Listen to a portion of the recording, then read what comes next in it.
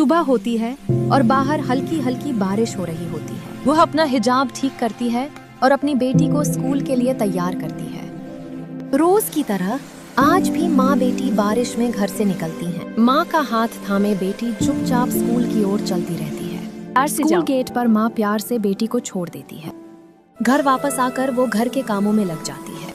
खिड़की के पास खड़ी होकर कुछ पल बारिश को देखती है। जिंदगी ऐसी ही होती है, सादी सी लेकिन सुकून से भरी।